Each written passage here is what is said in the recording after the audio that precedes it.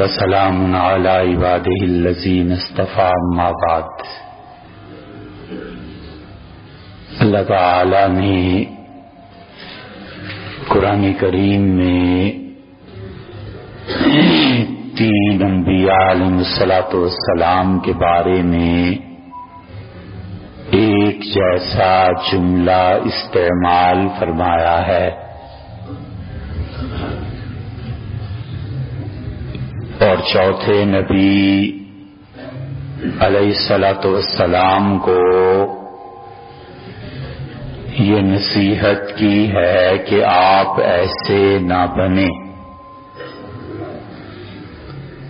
بڑا علمی مسئلہ ہے اور اس کا فائدہ بھی بہت ہے، اور بہت غور سے سننے سے یہ بات سمجھ میں آتی ہے۔ اللہ تعالی نے سب سے پہلے یہ جملہ استعمال فرمایا حضرت نوح علیہ الصلوۃ والسلام کے متعلق، اور انہوں نے جب دیکھا کہ ان کا بیٹا ڈوب رہا ہے تو انہوں نے کہا کہ پروردگار تو نے وعدہ کیا تھا کہ میری اولاد کو بچائے گا، اور وَإِنَّ ابْنِي مِنْ أَهْلِي، اور یہ میرا بیٹا میرے خاندان اولاد میں سے ہے، وَإِنَّ وَعْدَكَ الْحَقُّ، اور اے رب تیرا وعدہ بھی سچا ہے۔ اللہ تعالی نے فرمایا کہ انہ لیس من اہلک، پہلی بات تو یہ ہے کہ اے نوح علیہ الصلوۃ والسلام، یہ تمہارا بیٹا ہی نہیں، تمہارے خاندان سے نہیں۔ انہ عمل غیر صالح، اس کے اعمال وہ تھے ہی نہیں جو تمہارے اعمال ہیں، یہ غیر صالح اعمال کے ساتھ اور تم صالح اور اچھے اعمال کے ساتھ۔ اور اگلا جملہ ہے جس پہ بات ہے کہ انی اعوذک ان تکون من الجاہلین، اور اللہ فرماتے ہیں کہ میں تمہیں نصیحت کرتا ہوں کہ اے نوح علیہ الصلوۃ والسلام تم جاہل مت بنو۔ ان تمام آیات کا حقیقت میں ترجمہ یہ نہیں کرنا چاہیے، لیکن ایک علمی مسئلہ ہے، اس وجہ سے یہ ترجمہ کرنا پڑا، اور اس کا ترجمہ اصل میں جاہل سے اور مراد ہے۔ عربوں میں قرآن میں جاہل کا لفظ ضروری نہیں ہے کہ ہمیشہ مذمت کے لیے استعمال ہو۔ قرآن کہیں جاہل کا لفظ ناواقف کے بارے میں کہتا ہے، کہیں جاہل کا لفظ مذمت کے معنی میں کہتا ہے، قرآن دونوں طرح کہتا ہے۔ قرآن کہتا ہے کہ ان لوگوں پر خرچ کرو یحسبہم الجاہل، ایک جاہل آدمی جن کے متعلق یہ سمجھتا ہے کہ من التعفف، یہ چونکہ ہاتھ نہیں پھیلاتے اس لیے ان کے پاس بڑا مال ہے، حالانکہ حقیقت میں وہ مال کے محتاج ہوتے ہیں۔ جاہل ہے کیا؟ عربوں کے محاورے میں کہتے ہیں کہ استجہلت الغصون، استجہلت الریاح الغصون، ناواقف ہواؤں نے، جاہل اور لا علم ہواؤں نے شاخوں کو ہلا دیا۔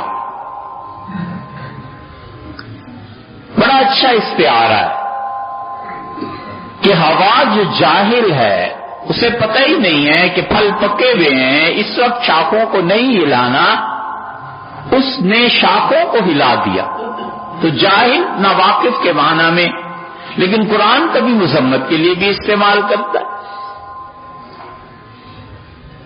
حضرت لوط علیہ السلام نے اپنی قوم سے کہا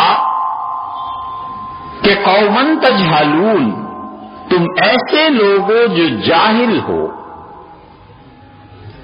اللہ نصیحت کرتا ہے اور کہتا ہے کہ انی اعوذک ان تکون من الجاہلین۔ نوح ہم آپ کو نصیحت کرتے ہیں کہ خبردار جاہل مت بنو۔ ویسے کوئی جاہل نبی کو کہہ دے تو کفر ہے، معاذ اللہ، استغفر اللہ۔ نبی سے بڑا عالم کون ہو سکتا ہے؟ دوسرے نبی حضرت موسیٰ علیہ السلام ہیں، اور حضرت موسیٰ علیہ السلام سے قوم نے کہا کہ حضرت کون سی گائے ذبح کریں؟ مالونہا، رنگ کیسا ہو، گائے کیسی ہو، یہ کیسا ہو، یہ کیسا ہو؟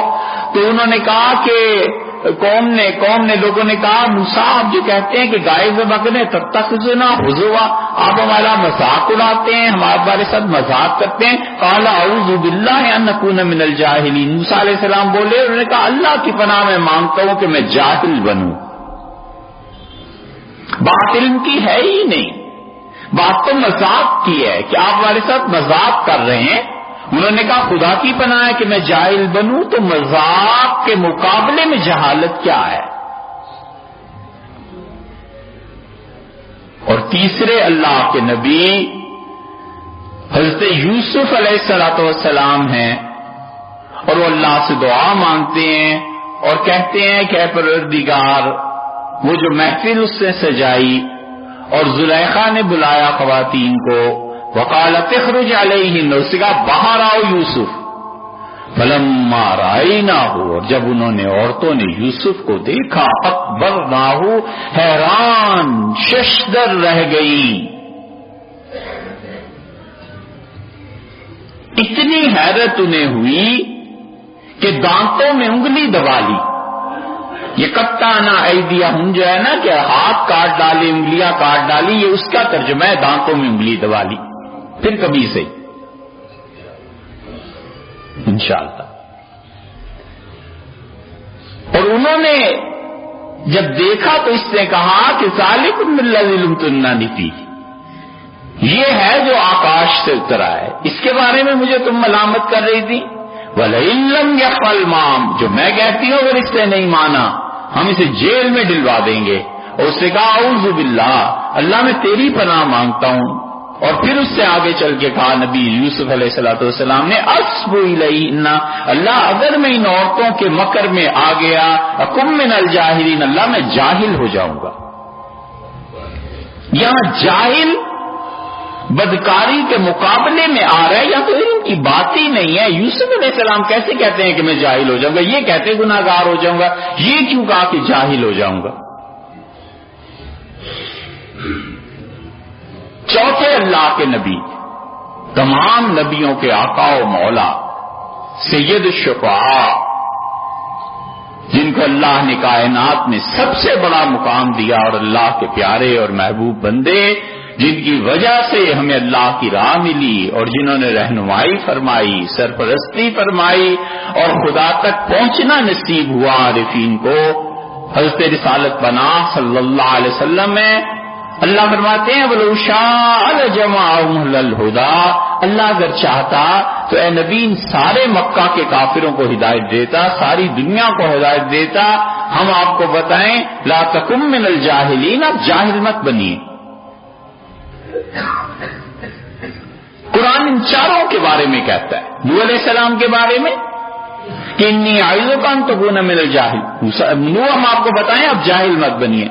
موسیٰ علیہ السلام اپنے بارے میں کہتے ہیں کہ اللہ میں تیری پناہ مانگتا ہوں جہالت سے۔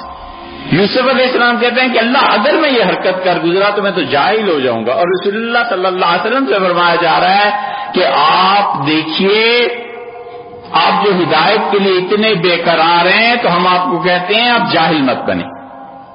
ان چاروں مقامات پہ جہالت بمقابلہ علم کے آتی ہی نہیں، اس لیے کہ جاہل ناواقف، اور جاہل وہ جو انسان حقیقی صورتحال سے نا آشنا ہو۔ تو اس لیے مفسرین کہتے ہیں کہ جہالت کبھی آتی ہے بمقابلہ علم، کہ اس کو علم ہے اور یہ جاہل ہے، یہ عالم ہے یہ جاہل ہے، اس کو پتہ ہے اس کو نہیں پتہ، یہ واقف ہے یہ ناواقف ہے۔ اور کبھی کبھی جہالت آتی ہے بمقابلہ علم۔ حلمہ عربی میں کہتے ہیں چچڑی کو، اور چچڑی جب چمٹ جائے تو بڑے سکون سے چمٹی رہتی ہے، خون چوستی رہتی ہے۔ چچڑی اپنی جگہ سے حرکت نہیں کرتی۔ حلمت البعیر، اونٹ کو سکون آ گیا۔ اب ہونا تو چاہیے کہ اونٹ کو چچڑی چمٹ گئی، تو چچڑی سے سکون تھوڑا ہی آتا ہے۔ عرب بولتے ہیں اس وقت جب وہ چچڑی کو اتار رہے ہوتے ہیں، چچڑ بڑے بڑے اونٹوں کے ساتھ چپک کے خون چوستے ہیں، جب انہیں کھینچ کھینچ کے اتارتے ہیں تو اونٹ کو بڑا سکون ملتا ہے، وہ آرام سے بیٹھا رہتا ہے۔ تو جو آرام، سکون، اطمینان سے بیٹھا رہے اور جذبات کی رو میں نہ بہہ جائے، اس شخص کو کہتے ہیں یہ حلیم ہے۔ چچڑی جیسا ہے، جس طرح چچڑی پرسکون رہتی ہے، طوفان گزر جائے، سمندر آ جائے، اس کو غصہ نہیں آتا، کچھ نہیں، بڑا حلیم، بردبار، ٹھنڈے مزاج کا آدمی ہے۔ کبھی کبھی جہالت بمقابلہ علم ہے اور کبھی کبھی جہالت بمقابلہ علم ہے۔ اس لیے جذبات کی راہ میں بہہ جانا اور جذبات پہ عمل کرنا اور غصہ اور نفرت اور یہ کر دیں گے اور وہ کر دیں، نکالو اس کو گھر سے، ایسے ہٹو، یہ وہ بچو، یہ سب چیزیں جہالت ہیں۔ اور قرآن اس کے مقابلے میں کہتا ہے کہ طبیعت پہ کنٹرول رکھو، نہایت ٹھنڈے اور نرم مزاج کے رہو، انتہائی ٹھنڈے مزاج کے رہو۔ یہاں تم جاہلوں کے مقابلے میں تمہارے پاس علم نہیں ہے تو علم کی راہ اختیار کرو تاکہ اللہ کا قرب پاؤ۔ اب آپ چاروں آیتوں کو سامنے رکھیے۔ اللہ نے کہا آپ کو بیٹا بڑا عزیز ہے، اللہ تعالیٰ کی مراد یہ ہے، اور محبت کی وجہ سے آپ کہہ رہے ہیں یہ ڈوب جائے گا، میرا بیٹا مر جائے گا، اور آپ پر غلبہ ہے بیٹے کی محبت کا، اور آپ دیکھ نہیں رہے کہ ہم سارے ہی کافروں کو ڈبو رہے ہیں۔ انی اعظک ان تکون من الجاہلین، نو میں آپ کو نصیحت کرتا ہوں کہ اس وقت اپنے مزاج کو کنٹرول میں رکھو، حلیمی تباہ کا مظاہرہ کرو، حلیم بن جاؤ، خبردار اس معاملے میں بولو۔ یہ ہے علم۔ موسیٰ علیہ السلام نے کہا کہ تم مجھے کہتے ہو کہ میں مذاق کر رہا ہوں، انی اعوذ باللہ، میں اللہ کی ان اکون من الجاہل، میں جہالت تمہارے یہ بات اللہ کا حکم سن کے، یہ جو تم اس میں سے بیچ میں سے چیزیں نکال رہے ہو نا، بار بار سوال کر رہے ہو، اور تم کہتے ہو تتخذنا ہزوا، آپ ہمارا مذاق اڑا رہے ہیں۔ اب اس کے جواب تو میں بڑا سخت تمہیں دوں، لیکن میں اللہ کی پناہ مانگتا ہوں کہ تمہاری جہالت کے مقابلے میں علم سے کام نہ لوں، تم جو مرضی سوال کرتے رہو۔ نبوت کی شان یہ ہے کہ ٹھنڈے مزاج سے بات کریں۔ اور یوسف علیہ السلام کہتے ہیں کہ اے رب، ان عورتوں پہ کسی اور خواہش کا غلبہ ہے، اور اس خواہش کے غلبے کے نتیجے میں مجھے دھمکی دی جا رہی ہے کہ مجھے جیل میں ڈال دے گی۔ اب میں بھی ان کے ساتھ لڑ پڑوں یا میں ان کی خواہش کو پورا کر دوں؟